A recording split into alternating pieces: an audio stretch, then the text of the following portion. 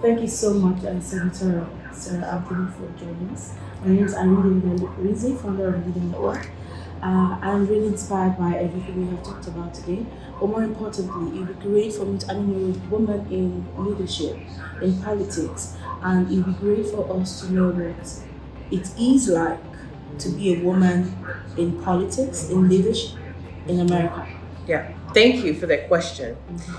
So I often say that it is the best of times and the worst of times to be a woman in leadership, particularly in politics. Here in Michigan, we have so many powerful women in the political sphere. Our governor, our attorney general, our secretary of state, as well as the Senate majority leader here in the Michigan Senate are all women. And so I never feel alone in many spaces because there are powerful women surrounding me. That has not stopped many powerful men for still seeing me only as my gender or only as the color of my skin. And so I have to fight, twice as hard in order to be seen and be heard and to lift up the voices of people who look like me. And oftentimes it's very difficult to do, but you have to have tough skin as a woman in politics. And so over the course of 20 years that I've been in politics in a variety of spaces, I no longer feel like I don't belong at the table or that I struggle with imposter syndrome. I've proven to myself and to women and men across the state that women can lead. And I don't have to put on airs or come off super aggressive or work like a man. I can work like the strong woman that I am and bring both my softness as well as my strength. Yes, feminine energy doesn't have to take a back seat because you have a powerful job.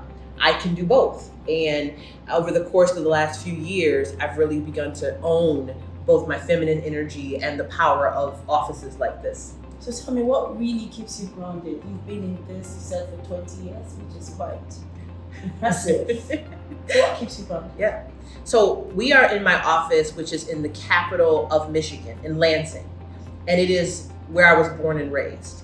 And so what keeps me grounded is that when I look out that window, I see my hometown. I see men and women who helped to raise me, people who I go to church with, people who taught me, in elementary school, people who, when I go to the grocery store or I am shopping for my family, that they are able to look me in the eye and say, we know you're doing the right thing. We know that you're fighting for people like us.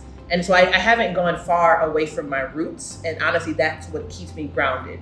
People who are able to help me reach for the stars, but still have just enough of a leash on me to say, don't get too heavy, don't get too high. And that keeps me grounded. So finally, before I let you go, what do you have to say to that young lady in Africa, in some rural community or in the city, really trying and striving to have a voice heard and really want to see that she makes that change in her community?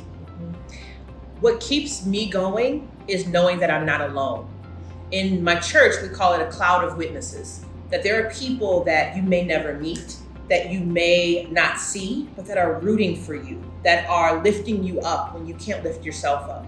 And so although your voice might shake, although it could be scary and intimidating, and failure is a natural part of a journey, but just knowing that I'm never alone, that there are people literally in every part of the globe rooting for women and girls should hopefully give them a little confidence, a little boost, and that they should hopefully feel the love and support, even from right here in Michigan, from someone who they've never met. Thank you very much, Sen. Thank you. Of course.